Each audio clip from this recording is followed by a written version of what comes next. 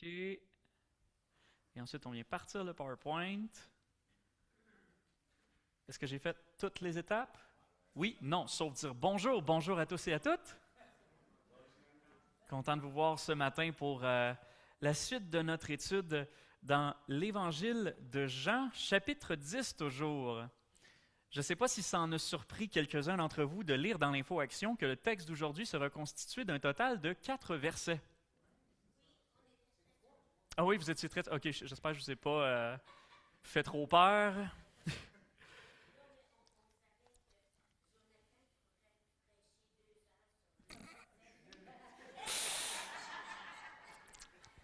C'est trop bien me connaître.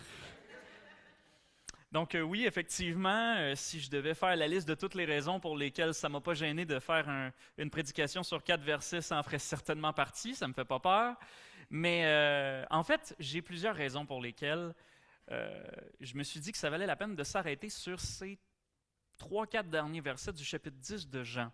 Et je vais vous en expliquer quelques-unes. Dans ce texte-là que nous allons lire bientôt, on a Jésus qui fait un petit détour après son passage à Jérusalem à la fête de la dédicace. Il fait un petit détour par Béthanie, au-delà du Jourdain, lieu où Jean avait baptisé, avant de finalement, on pourrait dire, passer à Jean chapitre 11, où il y aura effectivement la résurrection de Lazare.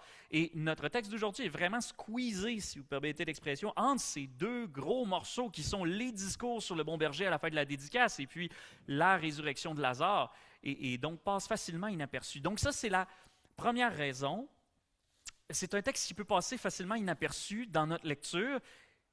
Et si Jésus prend la peine de s'arrêter, alors est-ce que ça ne vaudrait pas la peine que nous-mêmes on s'arrête et qu'on vérifie qu'est-ce qui se passe à ce moment-là de sa vie?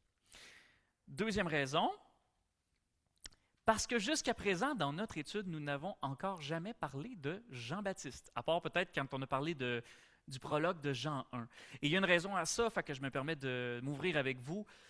Quand on a commencé ce projet-là de faire une étude suivie sur l'Évangile de Jean, c'était à un moment, je faisais mon stage pour la faculté et puis je ne savais pas sur quoi j'allais aller porter mes principaux messages ici. À ce moment-là, je consultais Luc, puis je regardais qu'est-ce que lui voulait prêcher, puis j'essayais de me coordonner avec ce que lui prêchait pour que ça fasse qu'on ait un petit peu des thèmes communs. À ce moment-là, il s'apprêtait à se lancer dans une étude de la première épître de Jean. Fait que je me suis dit, bon, parfait, je m'en vais dans l'Évangile de Jean, mais dans le cadre de mon stage, j'avais peu de semaines. Fait que, en peu de semaines, j'ai essayé de faire un sprint à travers l'Évangile de Jean. Fait que le premier message, c'était, bon, on avait Jean 1, ensuite on avait Jean 2, puis ensuite on avait Jean 3, puis ensuite on avait Jean 4. Ça avançait tellement vite que j'ai skippé des bouts. On n'a même pas parlé de Jean-Baptiste jusqu'à présent. Alors, c'est le moment de lui faire honneur à ce personnage qui n'est pas des moindres et qui est mentionné très brièvement dans notre texte d'aujourd'hui. Et ce que je propose de faire, c'est de profiter de l'occasion pour que la prochaine fois, c'est-à-dire le 21 décembre, on revienne en arrière sur Jean-Baptiste. Et ça tombe bien parce que le 21 décembre, c'est le déjeuner de Noël. Et puis normalement, à Noël, on parle de quoi? On parle de la nativité, mais dans l'Évangile de Jean, ce qu'on a de plus proche chronologiquement de la nativité, c'est le message de Jean-Baptiste, parce que la nativité n'est qu'en Matthieu et en Luc. Fait qu'on va essayer de se rapprocher un peu des thèmes ensemble comme ça. Et finalement, troisième raison pour laquelle on s'arrête sur ce passage aujourd'hui, c'est que dans l'Évangile de Jean, vous l'avez sûrement remarqué, il y a beaucoup d'opposition face à Jésus. Plus on avance en fait dans l'Évangile, surtout dans les 12 premiers chapitres, et plus l'opposition est de plus en plus féroce, et puis peut-être on sent un peu la misère respirer au milieu de tout ça, mais parfois et subtilement, Jean nous mentionne au passage que des gens viennent à la foi en Christ. Mais c'est tout subtil à côté de tous ces géants leaders religieux qui se liguent contre Jésus. Alors, peut-être que ça nous fera un vent de fraîcheur de nous arrêter sur ces résultats peut-être un peu plus positifs de son ministère que Jean prend quand même la peine de souligner. Alors, toutes ces raisons étant fournies, on va pouvoir lire notre texte à partir du verset 39 en Jean chapitre 10. S'il y en a qui voulaient tourner dans leur Bible, c'est Jean chapitre 10, verset 39 à 42. Ils cherchèrent encore à l'arrêter, mais il leur échappa. Il retourna de l'autre côté du Jourdain, où Jean avait d'abord baptisé, et il y demeura. Beaucoup de gens vinrent à lui, Il disait, « Jean ne produit aucun signe, mais tout ce que Jean a dit de cet homme était vrai. » Et là, beaucoup mirent leur foi en lui. Prions.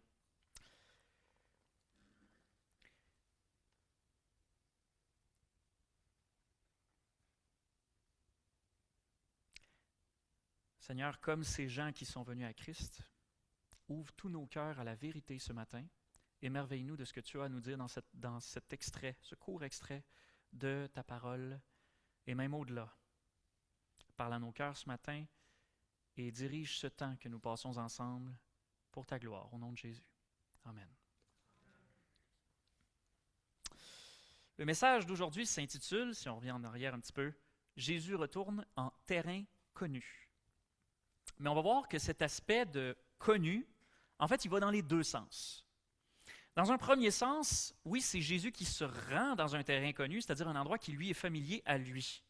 Il retourne au lieu où Jean-Baptiste l'a baptisé et où il a commencé son ministère terrestre quelques années auparavant. C'est une sorte de retour aux sources pour lui, littéralement en fait, parce que le Jourdain est une source d'eau.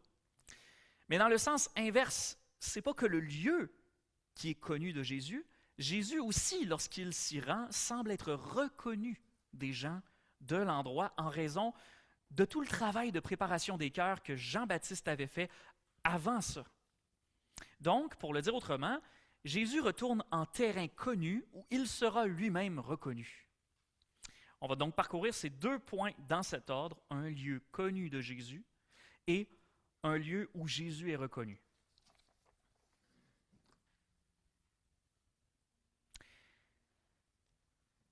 Donc, premier point, un lieu connu de Jésus. Et donc, premièrement, quel est ce lieu connu? Il y a deux éléments à savoir sur ce fameux lieu qui est intitulé dans l'Évangile de Jean, Béthanie au-delà du Jourdain. Premièrement, il faut faire attention de ne pas confondre Béthanie tout court et Béthanie au-delà du Jourdain, parce que dans l'Évangile de Jean, il y a deux Béthanies. Et pour cause, quand on sera rendu au chapitre 11, vous verrez l'autre Béthanie, qui est le village de Marie, Marthe et Lazare. Si on regarde par exemple sur la carte qui est ici, c'est une carte d'à peu près toute la Palestine, le village de Marie, Marthe et Lazare se trouve, vous voyez ici Jérusalem, vous avez juste en dessous, vous avez Béthanie. C'est à une distance très très courte, à peine, même pas 3 kilomètres de marche. Et ça, c'est l'Évangile de Jean qui nous le dit. Il disait que c'était une distance de 15 stades, ce qui revient donc à ça. Mais Béthanie, au-delà du Jourdain, bien déjà là, forcément, si c'est au-delà du Jourdain, c'est beaucoup plus loin que simplement à côté de Jérusalem. Tout à l'heure, on va mettre une carte un peu plus claire sur c'est où le Jourdain dans cette carte-là, parce que je reconnais qu'ici, on est un peu petit. Vous en faites pas, on arrive là-dessus. La deuxième chose à savoir, c'est au niveau de Béthanie, au-delà du Jourdain elle-même. Malheureusement, je ne pourrais pas vous l'indiquer sur la carte parce que la vérité, c'est qu'on ne sait pas où c'était. C'est dommage parce qu'en fait, c'est qu'on a trouvé plusieurs endroits qui pourraient correspondre à la description. C'est une Béthanie qui est supposée se trouver au-delà du Jourdain, mais il y a comme plusieurs candidats en même temps, puis je suis sûr qu'il y a beaucoup de villes touristiques en Jérusalem, en Israël d'aujourd'hui qui veulent conserver leur titre d'authentique Béthanie au-delà du Jourdain, lieu de pèlerinage de là où Jésus a été baptisé. Donc, je pense que c'est un dilemme, un débat qu'on va avoir pour longtemps. Donald Carson lui-même, celui dont je lis principalement les commentaires, lui, il penche pour, en fait, c'est pas Béthanie, un village, c'est la Batanée, qui est, si vous avez des bons yeux, la région orange en haut. Vous voyez, c'est écrit Batanéa. Ben, pour lui, en fait, Béthanie se lirait plutôt Batanée. Mais c'est une théorie parmi tant d'autres, où c'est exactement ce qu'on sait, c'est que c'était au-delà du Jourdain. Et maintenant, pourquoi est-ce que Jésus retourne dans ce lieu? Premièrement, la première raison à cela, c'est que son heure n'était pas encore venue. L'Évangile de Jean mentionne à plusieurs reprises, Jean 2,4, Jean 7,8, Jean 7,30, Jean 8,20, que Jésus suivait un agenda très précis déterminé par le Père. Il allait où et quand le Père l'amenait, et personne ne pouvait mettre sa main sur lui pour le saisir tant et aussi longtemps que son heure n'était pas encore venue. C'est pour cette raison qu'au verset 39, comme au chapitre 7 et au chapitre 8, là je parle ici du verset 39 du chapitre 10, quand les Juifs de Jérusalem essaient de l'arrêter, de le lapider, ils n'y arrivent pas. Il ne s'échappe pas de leurs mains. On avait mentionné la dernière fois que la fête de la dédicace, en Jean 10, se déroulait 3 mois avant la dernière Pâques. On est en hiver en ce moment, c'est d'ailleurs ce que le texte nous disait, c'était l'hiver. Pâques s'en vient. L'heure de la mise à mort de Jésus n'est pas encore venue, mais par contre, elle approche à grands pas. La haine des Juifs de Jérusalem est presque à son comble et Jésus se retire temporairement hors de la juridiction des autorités de Judée jusqu'au moment où le Père aura décidé pour leur livrer son Fils. Peu importe où on situe exactement Béthanie au-delà du Jourdain, si c'est au-delà du Jourdain, c'est hors de la Judée.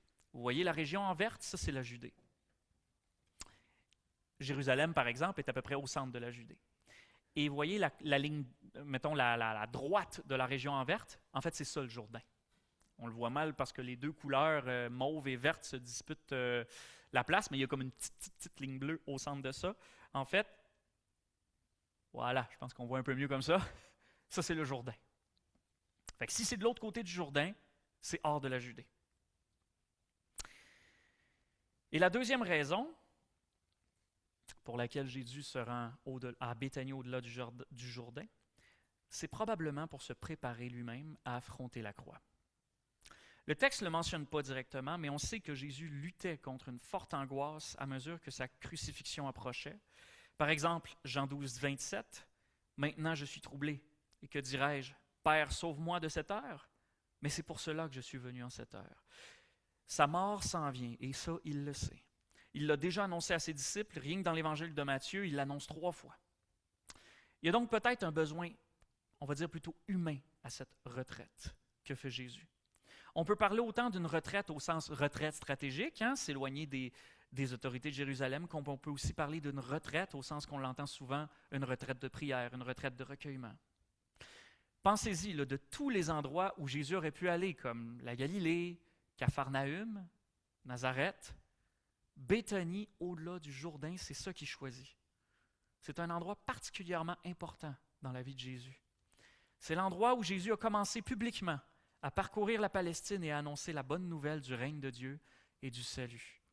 C'est là qu'il s'est fait baptiser par son cousin Jean-Baptiste et c'est là que les cieux se sont ouverts et que la voix du Père a retenti « Tu es mon Fils bien-aimé, c'est en toi que j'ai pris plaisir. » Et parfois, que ce soit avant d'affronter une grande et pénible épreuve ou quand on vit peut-être une profonde angoisse, parfois le plus sage, c'est de nous retirer complètement. Non seulement dans la présence de Dieu, mais aussi dans un lieu particulier. Et peut-être que pour plusieurs d'entre nous, vous avez déjà un lieu précis en tête auquel vous pensez lorsque vous avez besoin de ce genre de recueillement qui dégage une ambiance qui fait du bien à votre âme, qui rappelle peut-être des souvenirs de ce que Dieu a fait pour vous dans votre vie.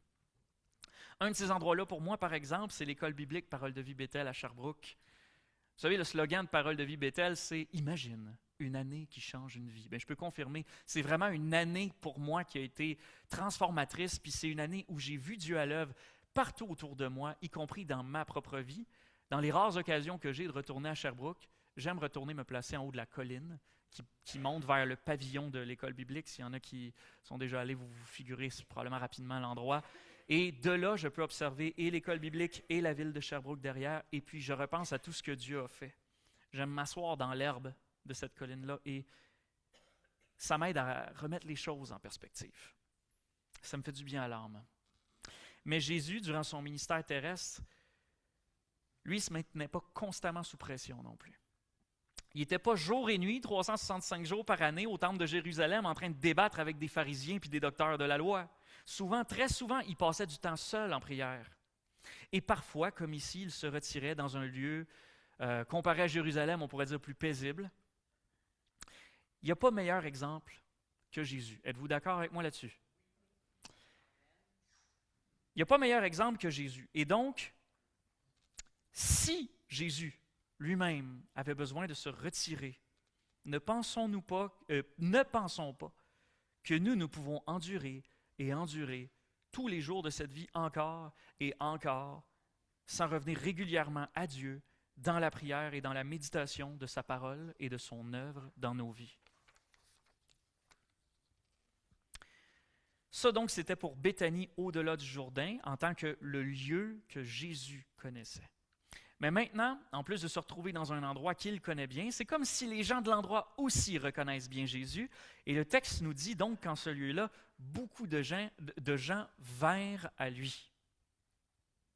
Donc, un lieu où Jésus est reconnu.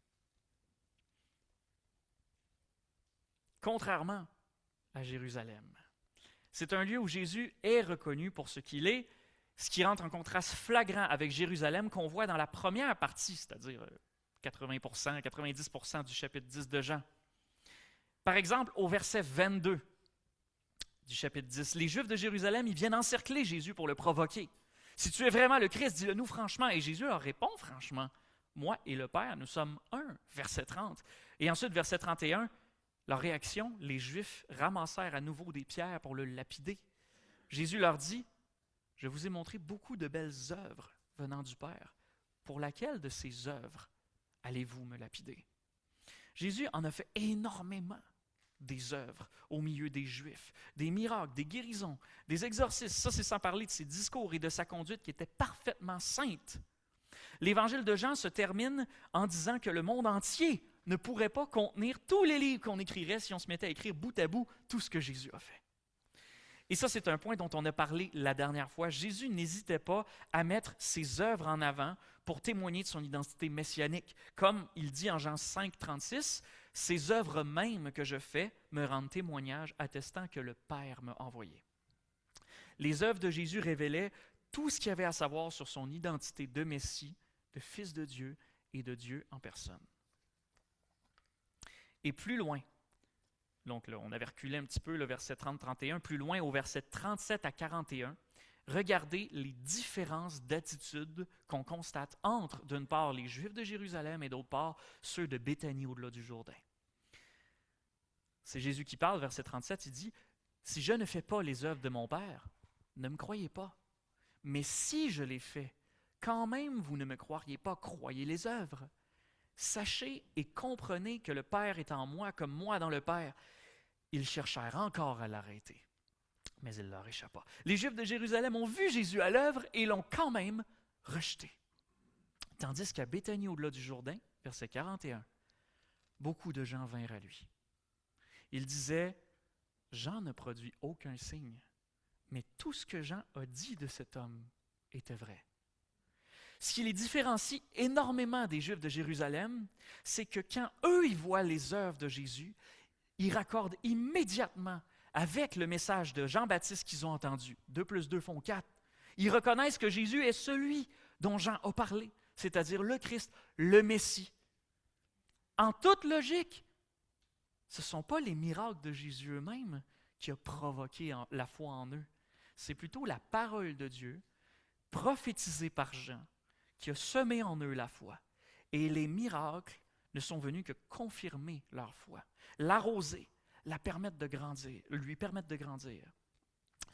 Les Juifs de Jérusalem, quant à eux, ne pouvaient même pas croire ce qu'ils voyaient. Parce que, comme Jésus leur disait en Jean 5, ils n'ont cru ni Jean-Baptiste, ni lui, ni Moïse, ni l'Écriture qui l'annonçait, parce qu'ils n'avaient pas en eux quoi? Pardon? L'amour de Dieu. Vous n'avez pas en vous l'amour de Dieu. Mes amis, l'amour de Dieu, c'est ce qui fait toute la différence entre la foi d'un côté et l'incrédulité de l'autre. Si tu n'as pas personnellement foi en Dieu et que tu nous écoutes quand même ce matin, j'ai une question pour toi. C'est quand la dernière fois que tu t'es arrêté dans ta vie pour simplement réfléchir sur Dieu, sur qui lui il est, sur ce qu'il représente pour toi et sur le sens de ta vie avec ou sans lui. Tout ce genre de questions-là où tu accordes à Dieu une valeur dans l'équation de ta vie. C'est quand la dernière fois que tu as simplement prié ou que tu t'es peut-être surpris à désirer Dieu ou à vouloir le chercher.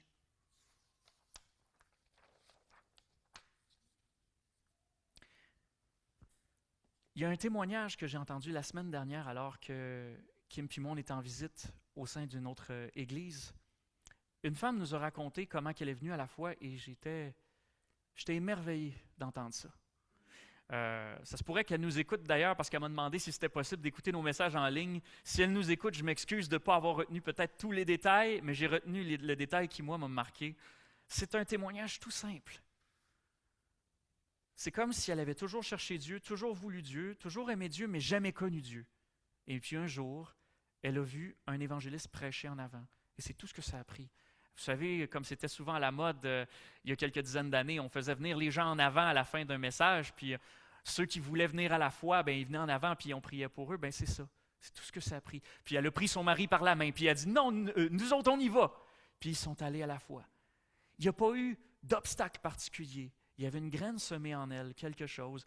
Et puis ce prédicateur-là a simplement réveillé la foi qui était là, enfouie. Et c'est tellement simple. Mais ça me fait réaliser qu'on ne doit pas sous-estimer la présence de ces gens-là autour de nous. Ils existent. Ils sont peut-être durs à trouver, mais ils existent. Dieu a fait une œuvre dans leur vie avant même qu'on arrive, comme il va continuer d'œuvrer après même qu'on soit passé. Et d'ailleurs, c'est ce que Dieu est en train de faire avec ces gens-là dans notre texte. Ces gens-là qui avaient entendu Jean-Baptiste. Jean-Baptiste, au moment où Jésus revient à Béthanie, au-delà du Jourdain, à ce moment-là, il est déjà assassiné par Hérode. Mais comme le dit si bien l'Épître aux Hébreux en parlant des héros de la foi, par le témoignage de sa foi, Jean-Baptiste parlait encore quoique mort. Dieu était encore en train de s'en servir, de se servir de son témoignage pour son œuvre, pour mener les gens à la foi en Christ. Maintenant, pourquoi est-ce que ces gens-là semblent reconnaître Jésus quand ils le voient? Le texte précise que les gens de Béthanie au-delà du Jourdain venaient à Jésus et se disaient ceci, « Jean ne produit aucun signe, mais tout ce que Jean a dit de cet homme est vrai. » Donc ça vaut la peine vraiment qu'on se pose la question, qu'est-ce que Jean a dit au sujet de Jésus de son vivant? Quel était le contenu du message de Jean-Baptiste? Et je vous fournis ici un petit survol de ce qu'on retrouve dans les 4 évangiles, qui va nous préparer peut-être d'ailleurs pour le message de dans quelques semaines, le 21 décembre. Premièrement, Jean a annoncé la venue du Seigneur, conformément à la bonne nouvelle d'Ésaïe 40. Il annonce qu'en Jésus, l'Écriture s'accomplit. C'est Ésaïe 40, verset 3, que Jean-Baptiste cite en Jean 1, 21, lorsqu'il dit « Moi, je suis la voix de celui qui crie dans le désert. Aplanissez le chemin du Seigneur. » C'était sa vocation à Jean-Baptiste. Préparer le chemin devant le Seigneur. Et notre texte nous montre que sa mission, elle a été très bien accomplie. On en a les preuves ici. Il a aplani le chemin du Seigneur et quand Jésus passe dans la région, les gens se rappellent ce qu'il a dit et ils croient en lui. Deuxièmement, Jean-Baptiste dénonçait le péché, notamment le péché d'orgueil et l'hypocrisie des Juifs et de leurs chefs religieux qui vivaient comme s'ils n'avaient pas de compte à rendre à Dieu. Lorsqu'il disait, par exemple, « Qui vous a appris à fuir la colère à venir? » Et c'est d'ailleurs le fait de dénoncer le péché qui a valu à Jean-Baptiste d'être emprisonné lorsqu'il a dénoncé l'inconduite sexuelle du roi Hérode. Mais Jean-Baptiste ne se contentait évidemment pas de dénoncer le péché. Il avertissait aussi du jugement à venir et il appelait les pécheurs à la repentance, de façon publique, à travers le geste symbolique du baptême, pour que leurs péchés soient pardonnés par Dieu. Matthieu 3, 5 et 6 nous dit que les habitants de Jérusalem, de toute la Judée et de toute la région du Jourdain se rendaient auprès de lui et recevaient le baptême dans le Jourdain en reconnaissant publiquement leurs péchés. Mais surtout, Jean annonçait Christ et le salut en lui. Il annonçait le salut en Jésus-Christ. Je vais passer direct au point d'après, ça va couler plus de sources. Il annonçait le salut en Christ, mais en même temps, il glorifiait Christ. c'est-à-dire qu'il n'acceptait aucune gloire pour lui-même, mais il déviait toute la gloire vers Jésus. Il disait, moi je baptise d'eau en vue de la repentance, mais celui qui vient derrière moi est plus puissant que moi, et ce serait encore trop d'honneur pour moi que de lui ôter ses sandales, de juste délier la lanière de ses sandales. Une déclaration qui nous décrit si bien l'humilité de Jean-Baptiste qu'en fait on la retrouve dans les 4 évangiles.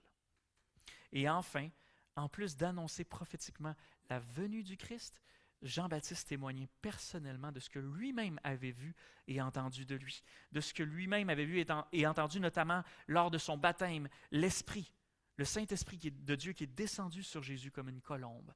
Ça, Jean-Baptiste y a assisté et il en témoigne. Et dans tout ça, Jean n'a produit aucun signe. Aucun signe, non.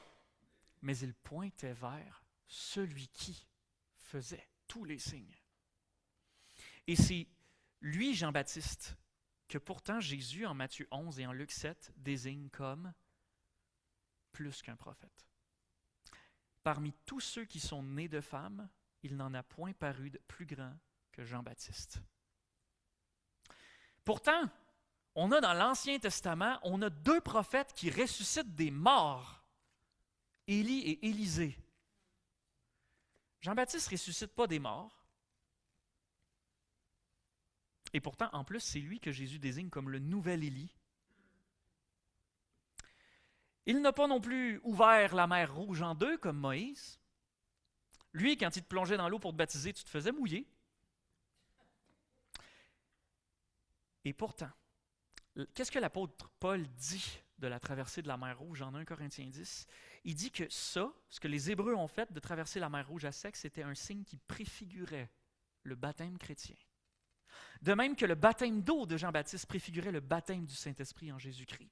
Donc, sur le plan de l'histoire de la révélation du salut sur une ligne du temps, l'œuvre et le message de Jean-Baptiste surpassaient de loin l'œuvre et le message de tous les prophètes avant lui, parce qu'il est celui qui a pu témoigner le plus directement possible du salut de l'humanité en Jésus-Christ, qui était attendu pendant tout l'Ancien Testament. Et l'apôtre Pierre nous dit dans sa première épître que les prophètes qui ont prophétisé touchant la grâce qui vous était réservée à vous, les chrétiens, ont fait de ce salut l'objet de leurs recherches et de leurs investigations, que les prophètes, il dit aussi Pierre que les prophètes voulaient sonder l'époque et les circonstances marquées par l'Esprit de Christ qui était en eux et qui attestaient d'avance les souffrances de Christ et la gloire dont elles seraient suivies. Tous les prophètes rêvaient de ne comprendre ne serait-ce que l'ombre des choses à venir, tout en Jésus-Christ. Jean était un témoin de première loge, le dernier prophète juste avant tout l'accomplissement de tous les prophètes. Jean-Baptiste était plus proche que tous les prophètes de l'Ancien Testament et vous savez quoi? Vous avez aujourd'hui accès à une plus grande compréhension de l'histoire du salut en Jésus-Christ que Jean-Baptiste lui-même n'en a jamais eu. Parce que c'est grâce à la parole de Dieu qui a été écrite et transmise pour vous par les apôtres après la résurrection. Quel trésor nous a été donné, frères et sœurs. Donc, en somme, le ministère qu'il y a de plus glorieux, c'est celui de la vérité, non des miracles. C'est celui de la révélation de Dieu en Jésus-Christ. La vérité que vous avez dans vos mains, en ce moment même, ceux qui tiennent une Bible, ou peut-être sur le bout de vos doigts, ceux qui la consultent sur un périphérique mobile, ou précieusement ancrée dans votre mémoire. C'est avec ça que l'Église est partie il y a 2000 ans et a transformé la face du monde. Oh oui, il y a eu des miracles, particulièrement au début, c'est vrai, mais les miracles de Dieu sont toujours des signes qui appuient et confirment sa vérité. Ils ne produisent pas à eux seuls la foi, comme on le voit très bien dans le ministère de Jésus à Jérusalem, qui ne rencontre que de l'hostilité malgré toutes les œuvres que Jésus a faites au milieu d'elle. Qu'il n'y ait donc personne dans cette Église qui se sente inutile, impuissant ou insuffisant parce qu'il n'a pas reçu de Dieu un don miraculeux quelconque. Je le dis parce que j'ai déjà fait dans le passé la rencontre d'un évangéliste dans le métro de Montréal. Et cet homme affirmait, quand on le questionnait un peu sur son message, que si une personne n'avait pas reçu le don miraculeux du parler en langue, elle ne pouvait même pas être sauvée. Je vais vous dire de quoi. Même si cet homme-là avait attiré à lui des centaines de milliers de gens en les impressionnant avec son parler en langue, c'est à lui qu'il les aurait attirés et pas à Christ. Parce que cet évangéliste n'était attiré que par le ministère des miracles et non par celui de la vérité. Là, je ne veux pas présumer de son amour de la vérité, mais si sa théologie des miracles est un indicateur de sa connaissance de Christ, ça ne regardait pas bien. Tout ce qu'il disait de Christ, contrairement à Jean-Baptiste, n'était absolument pas vrai. Sans la vérité du salut par la foi seule, en Jésus seul, par la grâce de Dieu seul, ce n'est pas vers Christ qu'on guide les gens. Peu importe combien nos miracles, nos signes, nos gestes, nos capacités sont impressionnantes.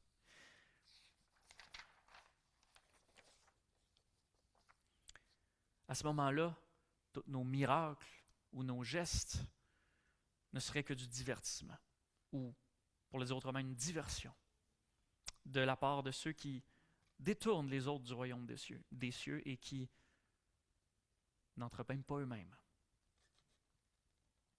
Évidemment, je dis ça au sens large, en ne présumant pas que si vous avez un don miraculeux, vous n'entrez pas au ciel. Mais bref, c'est pas ça seul qui mène à Christ. Jean-Baptiste, le plus grand de tous les prophètes, n'a produit aucun signe, mais tout ce que Jean a dit de cet homme est vrai.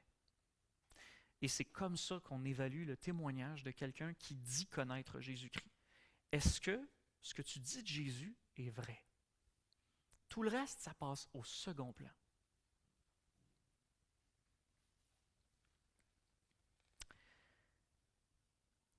Et maintenant, en ce lieu-ci, parce qu'on a parlé du lieu qui était Béthanie au-delà du Jourdain, en ce lieu-ci où nous sommes, comment allons-nous aider les gens à reconnaître Jésus-Christ là où ils sont? Quelques pistes, toutes basées sur ce principe. Prenons exemple sur Jean-Baptiste. Premièrement, ce n'est pas en faisant étalage de nos capacités personnelles. Je pense que ce texte nous humilie beaucoup sur ce point-là. Il n'y a pas beaucoup à en redire de plus. Deuxièmement, c'est en communiquant la vérité de l'Évangile, c'est-à-dire toute la vérité de l'Évangile, comme Jean le faisait. Péché, jugement, mais bonne nouvelle, salut par la foi en Christ. Quand je dis toute la vérité de l'Évangile, je veux évidemment pas dire, repentance, oui, merci. Je veux évidemment pas dire, quand je dis toute la vérité de l'Évangile, qu'il nous faut connaître les moindres recoins de toute la doctrine chrétienne, avoir un diplôme en théologie ou je ne sais quoi. Je veux dire de présenter l'Évangile dans sa forme complète. Oui, Jésus sauve, ce qui est souvent la partie qu'on a plus de facilité à dire, mais il sauve des pécheurs repentants et il les sauve de quelque chose, d'un jugement éternel qui s'en vient. Ce sont des vérités élémentaires que tous les chrétiens baptisés devraient connaître. Dans une église évangélique, on ne vous baptise pas si vous ne démontrez pas que vous croyez au moins ces vérités-là. Donc, en principe, le ministère de témoin de l'Évangile, là, dire toute la vérité sur Jésus, c'est accessible à tous les chrétiens. Ce n'est pas quelque chose de farfelu, ce n'est pas quelque chose de super compliqué. Il n'y a aucune raison de se décourager et de dire qu'on n'est pas capable de le faire.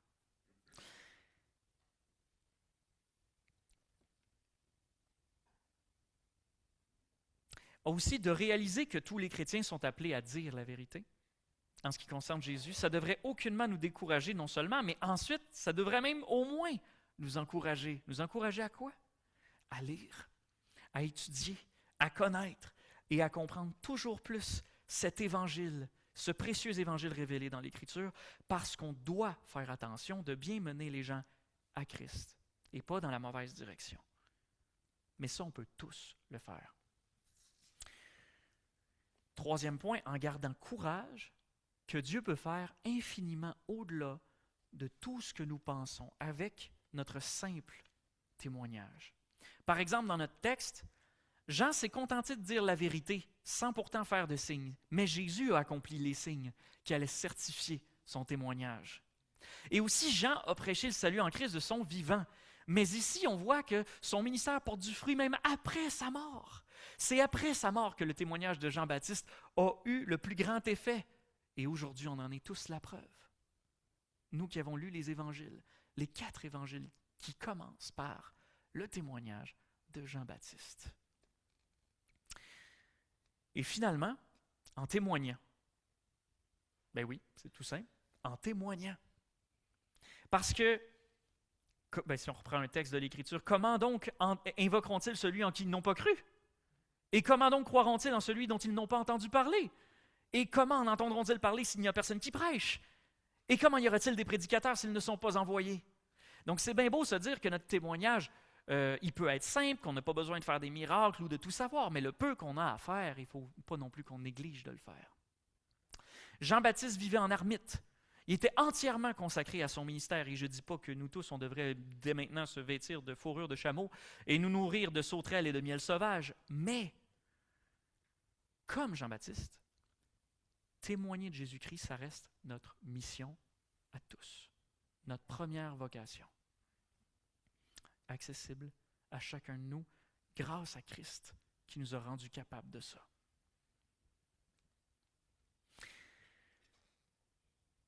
J'aimerais conclure aujourd'hui par un témoignage que j'ai lu dans ce petit livre ici qui s'intitule « L'évangélisation du monde », volume 1, des origines au 18e siècle. S'il y en a qui veulent les informations du livre ou venir prendre une photo après, vous viendrez me voir. C'est un livre que j'ai lu à l'université, mais il se lit très, très bien. En fait, c'est vraiment comme du miel à l'âme de voir ce qui s'est fait avant nous. Et j'ai eu vraiment un coup de cœur pour l'histoire de ce missionnaire norvégien qui s'appelait Hans Egede. Et je le dis évidemment mal, Egede, je ne sais pas comment ça se dit, mais c'est un nom norvégien. Qui a vécu donc au 18e siècle. Il était pasteur et évangéliste luthérien qui vraiment est né et exerçait dans l'extrême nord de la Norvège. Là. Je suis allé voir sur Google Maps, c'est vraiment, vraiment à l'extrême, proche du pôle. Là. Mais d'une façon presque inexplicable, cet homme-là avait un fardeau toujours plus grand pour le Groenland. Et là, sur une carte, j'avoue que ça aurait peut-être été intelligent de vous mettre une carte ici. Le Groenland, bon, c'est collé au Canada, mais c'est dans l'extrême nord et c'est un méga cube de glace.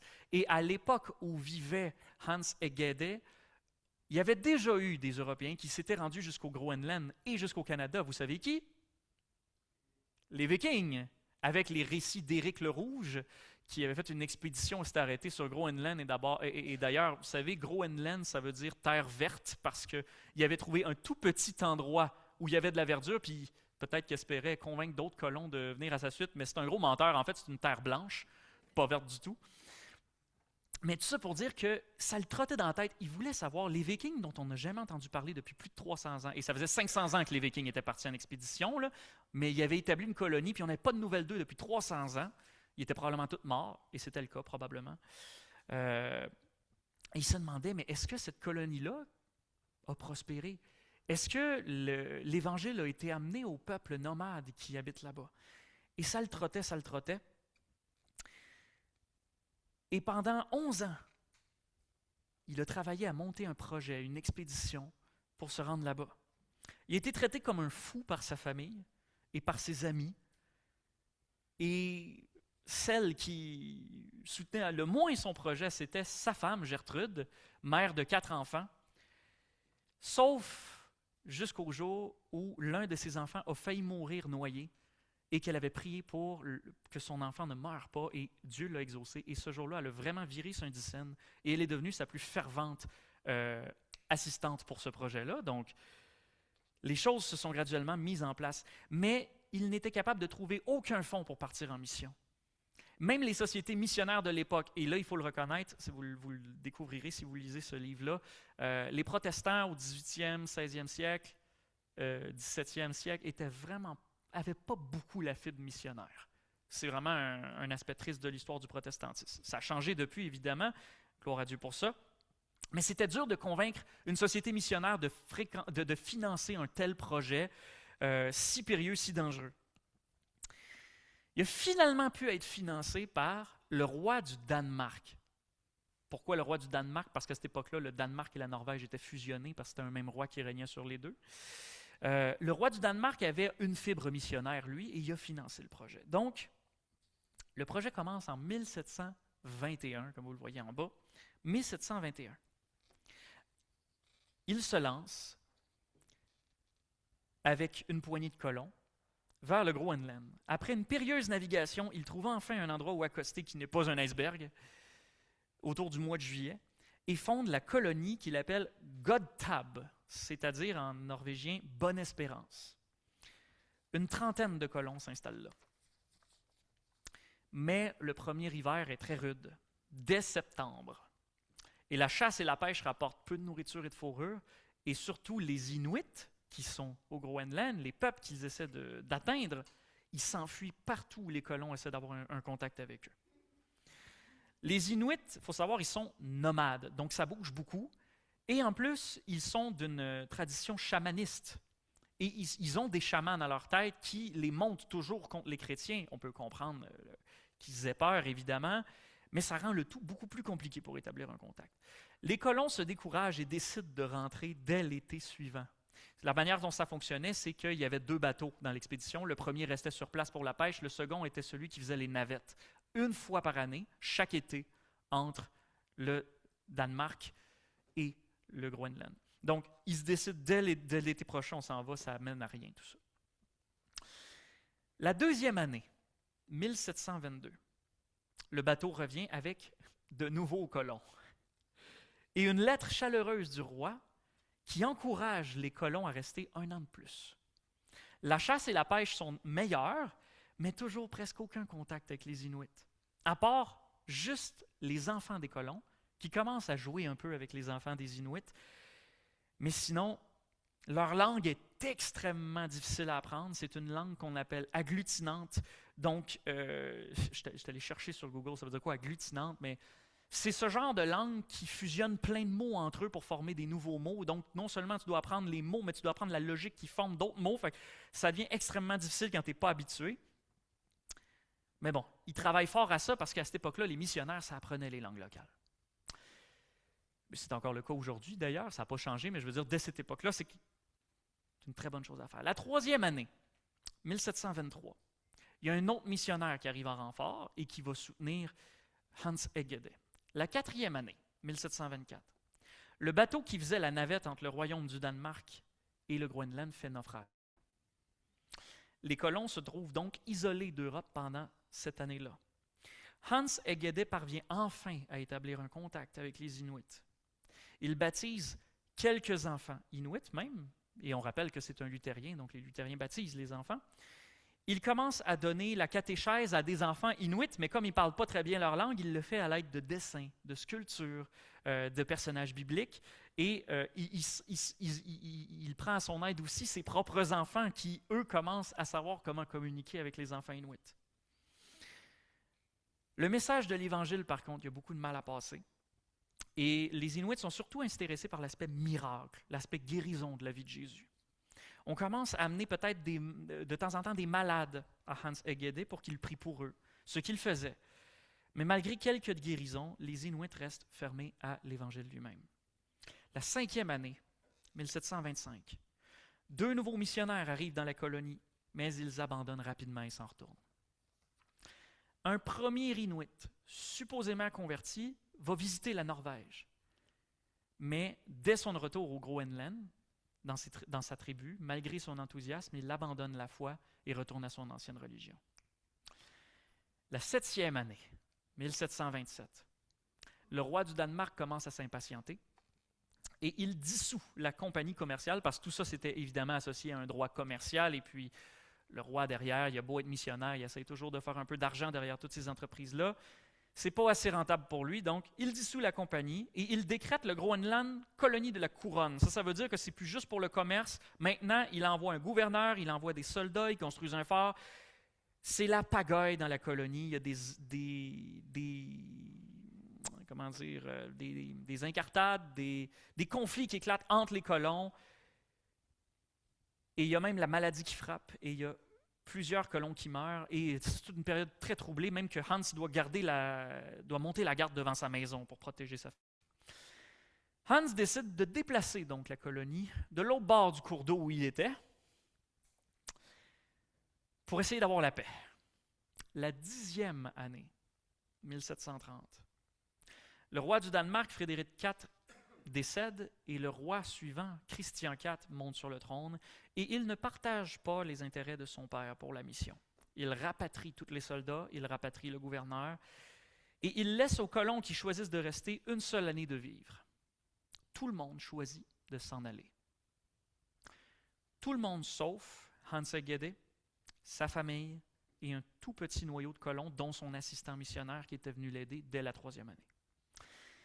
Mais c'est à cause de ça que les Inuits commencent à se rapprocher un peu d'eux. Et ils leur promettent ceci: puisque tu restes auprès de nous avec ta femme et tes enfants, vous ne manquerez jamais de viande de phoque. J'espère qu'ils aiment le phoque. La 13e année, 1733, il y a des renforts tout à fait inattendus qui semblent débarquer de nulle part. 3 missionnaires allemands qui faisaient partie d'un mouvement que mon père connaît bien parce qu'il avait fait un travail là-dessus à la faculté, les frères Moraves. Est-ce que ça vous dit quelque chose? Les frères Moraves, pour le dire très rapidement, c'était des précurseurs en matière de mission et d'évangélisation, à une époque où justement le protestantisme avait tendance à se replier sur lui-même.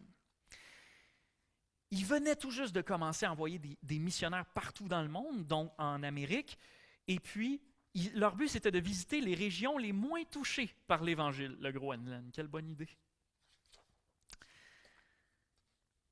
Le fils aîné de Hans Egede, cette année-là, revient aussi du Danemark où il est allé faire des études de théologie et il commence à traduire la Bible, puisque c'est lui dans la gang qui comprend le mieux la langue inuite. Et un groupe d'Inuits commence à s'installer pas trop loin de la colonie. Ils sont toujours fermés à l'Évangile, attention, mais ils ont quand même une meilleure confiance qu'avant. Sauf que la collaboration entre Hans Egede et les frères Moraves n'est pas toujours facile. Lui, là, c'est un théologien strict, luthérien, puis eux, c'est des missionnaires passionnés, zélés, mais quand même peu axés sur la doctrine, beaucoup sur l'émotion. Les deux camps se font parfois des reproches l'un l'autre sur c'est quoi la bonne manière d'évangéliser. Et dans une lettre envoyée aux autres frères Moraves en Allemagne, cette année-là toujours, l'un des 3 frères Moraves qui sont arrivés en renfort, il confie les nombreuses difficultés qu'ils ont à établir un lien avec les Inuits, et il finit sa lettre en disant ceci. « Cependant, par la grâce de Dieu, nous ne perdrons pas courage, mais nous attendrons l'heure du Seigneur. Et si nous ne devions voir aucun résultat de notre travail au Groenland, si tout pour nous ne devait aboutir qu'à une suprême humiliation, nous bénirions Jésus et nous rendrions honneur à son nom. Que tout lui soit sacrifié, nos biens, notre sang, notre vie, à lui qui, par sa mort, a ôté notre péché. » La 14e année, 1734, un Inuit qui était allé visiter le Danemark revient au Groenland et ramène avec lui la variole. Les Inuits n'ont aucune résistance à la variole. Et dès que la maladie entre au Groenland, elle se propage comme une traînée de poudre d'une tribu à l'autre parce que ce sont des nomades, faisant de 2 à 3 000 morts. Sur les quelques 300 Inuits qui s'étaient installés plus proches du village, il n'en reste que 1 sur 10. Les missionnaires font tout ce qu'ils peuvent pour soigner les malades et enterrer les morts, mais sans grand succès. Ils se retrouvent à nouveau isolés, comme au début, retour à la case départ. À la fin de la 15e année, 1735, Hans Egede et sa femme Gertrude sont épuisés et ils décident de rentrer en Norvège l'été suivant, lorsque le bateau reviendrait. Mais juste quelques jours avant Noël, Gertrude décède à son tour de la variole. Hans Egede passe par un épisode de désespoir où il est inconsolable. Il lutte avec la sombre pensée que Dieu l'a abandonné. La 16e année, 1736, il rentre au Groenland avec son assistant missionnaire. Et sa dernière prédication avant de partir, sa prédication d'adieu, portait sur Ésaïe 49,4, qui dit ceci: « Mais moi j'ai dit, c'est en vain que j'ai travaillé, c'est pour le vide et le néant que j'ai consumé ma force. » La suite du verset, dans le même verset, dit aussi « Mais mon droit est auprès de l'Éternel et ma récompense auprès de mon Dieu. » Je ne sais pas si ça, il l'a prêché fidèlement dans son sermon, mais c'était amer. Il termine ses jours au Danemark où, tout de même, il n'abandonne pas ses efforts. Il traduit là-bas, premièrement, il écrit le récit de sa mission, mais aussi il traduit un catéchisme et des psaumes en inuit pour ceux qui sont restés. Et il meurt en 1758. Mais on retourne un peu en arrière, donc peu après son départ, la 18e année, 1738. Les frères Moraves, eux, qui sont restés au Groenland, ont beaucoup de mal à poursuivre la mission. Les Inuits sont plus fermés à l'Évangile qu'ils ne l'ont jamais été, et ils ont encore plus de mal avec l'approche des frères Moraves d'évangélisation qu'avec celle de Hans Egede, et ils blâment les Européens pour la variole qui les a frappés. Aussi, les frères Moraves se sentent complètement dépassés, sous-qualifiés et très démotivés. Et dans une autre lettre, ils écrivent ceci: « Physiquement, la force nous manque pour pouvoir tenir bon dans ce pays. À Dieu de nous la donner. Moralement, tout ce qui a été chez nous, bonne volonté, tout courage, pour l'étude de la langue aussi, a disparu. Seul ce que la grâce avait opéré dans nos cœurs nous est resté. Dieu sait pourquoi il a mis à ce poste les plus faibles et les moins habiles. Devant nous, il n'y a que des impossibilités, mais nous garderons la foi jusqu'à ce que Jésus vienne nous secourir. Nous, les misérables, nous ne nous mettrons en souci d'aucune chose, sinon de lui plaire. » Ça en prend du courage pour admettre ça. Et dans une autre lettre, les frères Moraves, qui ont reçu des nouvelles encourageantes de toutes les autres missions des frères Moraves partout ailleurs dans le monde où là, ça marchait bien, ils écrivent dans leur lettre, en réponse à tout ça, ils écrivent « Chez nous seuls, la parole de Dieu ne produit pas d'effet. Mais croyez-le, frères bien-aimés, la gloire du Seigneur se lèvera aussi sur le Groenland. » Le 2 juin 1738, toujours la 18e année, pendant que l'un des frères Moraves est occupé à recopier un texte de l'Évangile en langue inuite, des Inuits en colère font irruption dans leur maison pour tout saccager. Mais plutôt que de riposter, par une force inexplicable, ce frère qui était en train de recopier arrive à les calmer et à les persuader de plutôt écouter ce qu'il était en train d'écrire. Et dans leur langue, il leur raconte le récit de l'agonie de Jésus dans le jardin de Gethsémane. Et il continue jusqu'à sa mort sur la croix. Et il ajoute, « Ne vous refusez plus à ce Sauveur. » Alors le chef du groupe d'Inuits, un dénommé Qajarnak, répète encore cette histoire. Et le missionnaire la relit plusieurs fois. Pour la première fois après 17 ans d'efforts soutenus, un Inuit groenlandais réagit enfin au message de l'Évangile. Mais le lendemain, le groupe s'en retourne. Sauf que 15 jours plus tard, ils reviennent et Qajarnak demande aux frères Moraves de lui enseigner la foi chrétienne. Il progresse rapidement, il met sa foi en Jésus, il fait profession de foi. La 19e année, l'année suivante, Qajarnak se fait baptiser avec sa femme et ses enfants, et une vingtaine de membres de sa famille entendent publiquement l'Évangile. Et dans les années qui suivent, la bonne nouvelle du salut de Dieu en Jésus-Christ se propage très rapidement parmi les tribus nomades jusqu'au bout du Groenland. Des églises commencent à se fonder un peu partout, des villages commencent à s'installer autour. 1 an à peine après la mort de Hans Egede, un de ces villages prenait même son nom et son œuvre n'était pas oubliée. La 46e année, 1766. Le fils aîné d'Hans Egede terminait de traduire le Nouveau Testament en inuit. Et aujourd'hui, la capitale du Groenland, Nuuk, se tient sur le site de ce qu'était jadis la colonie de Godtab. Bonne Espérance. Déjà, pourquoi je vous raconte tout ça? Déjà, il faut dire tout de suite, c'est une anecdote qui a des parallèles avec ce qu'on a vu dans le témoignage de Jean-Baptiste, mais il y a des limites quand même. Par exemple, contrairement à Hans Egede, le ministère de Jean-Baptiste, on le sait que déjà de son vivant, il connaissait déjà un certain succès. Les évangiles nous racontent combien, même en baptisant dans le désert près du Jourdain, des Juifs affluaient de toute la région et même de toute la Judée de Jérusalem pour entendre son message. Par contre, ce que Jean-Baptiste et Hans Egede ont en commun, c'est que ce n'est pas de leur vivant que leur ministère a connu son plus grand succès. On n'a aucune idée de ce que Dieu peut bâtir sur l'œuvre de nos mains, même si nous-mêmes, nous n'avons pas de notre vivant vu les fruits espérés de notre travail pour l'Évangile. La deuxième leçon qu'on peut tirer d'une telle histoire, c'est que, comme pour Jean-Baptiste, ce ne sont pas les miracles qui ont mené les gens à la foi. C'est la vérité de l'Évangile purement et simplement. Jean n'a fait aucun miracle. Apparemment qu'au début de son ministère, Hans Egede avait peut-être guéri quelques Inuits, il avait prié pour eux et ils avaient été guéris, mais ce n'est pas ça qui les a rendus ouverts à l'Évangile. Et lorsque, contre la variole, les missionnaires ont été impuissants, c'est seulement lorsque un des frères moraves a lu la mort du Christ pour nos péchés à un Inuit en colère, qui a alors quelque chose qui a cliqué en lui.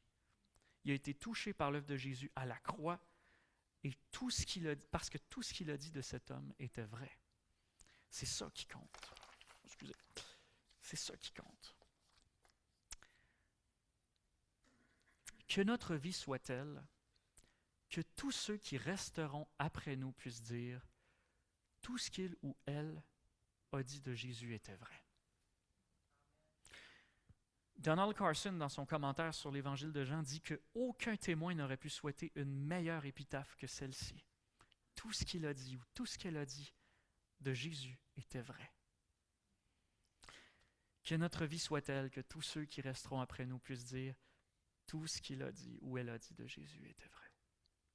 Pas, c'était quelqu'un d'exceptionnel, comme un faiseur de miracles.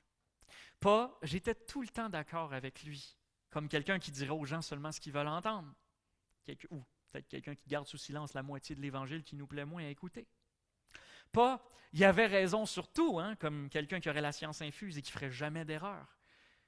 Mais quand il ou elle me parlait de Jésus, je le voyais, c'était vrai. J'ai une Bible sous les yeux ici, là. Je découvre Jésus, la bonne nouvelle du salut, et je le confirme, c'était ça que je voyais dans sa vie. Et vous comprenez que quand je dis que notre vie soit telle, je ne suis pas en train de dire seulement que nos paroles soient telles. Je parle de notre témoignage dans toute sa globalité. Nos paroles, notre amour, notre caractère, nos actions, bref, notre vie tout entière. L'une des plus grandes peurs ou tristesses des gens qui pensent beaucoup à la mort, c'est souvent de se dire « j'ai peur qu'on finisse par m'oublier lorsque je ne serai plus là ». Moi, bien honnêtement, ce n'est pas ça qui me fait peur. Ce qui me sidérerait, par contre, ce serait qu'après que j'aille quitter ce monde, des amis proches de moi disent à mes funérailles « Ah ouais, il était chrétien? Ah non, je n'étais pas au courant, je ne le savais même pas. » Que vous vous souveniez de moi ou non quand je ne serai plus là, pour moi, ça ne changera pas grand-chose au regard de l'éternité. À la limite, même ceux qui se rappellent de moi, je veux dire, quand vous ne serez plus là, plus personne ne s'en rappelle, c'est juste partie remise. Par contre, si quand je ne serai plus là, vous vous souvenez de Jésus comme le Fils de Dieu, comme le Sauveur, comme celui qui m'aimait et que moi aussi j'aimais en retour et que je voulais absolument vous présenter à tout prix, alors là, j'ai réussi ma vie. Là, j'aurai combattu le bon combat, comme dit l'apôtre Paul. Là, ma vie aura servi à quelque chose. Prions.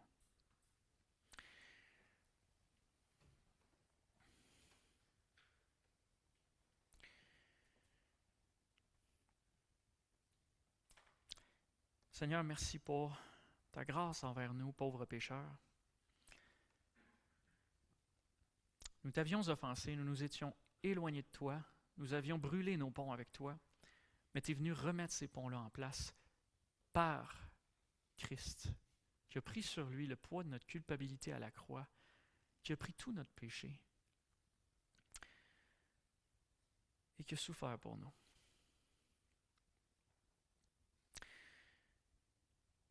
C'est ça le message qu'on veut prêcher. C'est ça le message qu'on veut pas seulement dire de nos lèvres, mais qu'on veut vivre chaque jour quand on respire. On veut que nos poumons te disent merci et qu'ils disent aux gens, regardez, écoutez, c'est lui, l'agneau de Dieu qui ôte le péché du monde, comme disait Jean-Baptiste.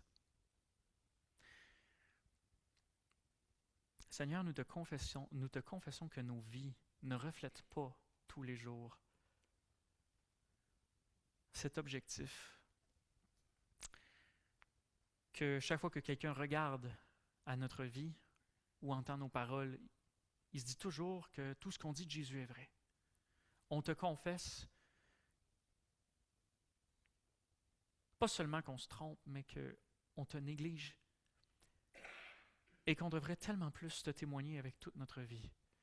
Mais on te confesse dans la joie que tu nous as appelés pour cette bonne œuvre, et que dans ta grâce qui nous a sauvés de notre péché, tu nous aides aussi à être toujours plus transformés à l'image de ton Fils, et que tu nous donneras la force, dès aujourd'hui et jusqu'à la fin de nos jours, de témoigner toujours plus fort. Regardez Christ, regardez pas moi, regardez à Christ. Il y a tellement de gens autour de nous qui ne te connaissent pas. Donne-nous l'amour de ces gens-là pour comprendre leur misère, pour comprendre ce qu'ils ont besoin d'entendre, pour comprendre en quoi ils ont besoin d'être appelés à toi, pour comprendre comment atteindre ces gens-là. Parfois, ça peut nous sembler aussi difficile que de traduire la Bible en inuit. Mais donne-nous cet amour pour chacun, de ne pas les oublier et de leur prêcher Christ avec fidélité.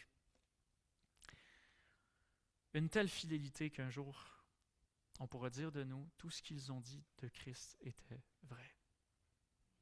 C'est le désir de nos cœurs, Seigneur. Exauce-le. Au nom de Jésus. Amen. Merci pour votre écoute, encore une fois.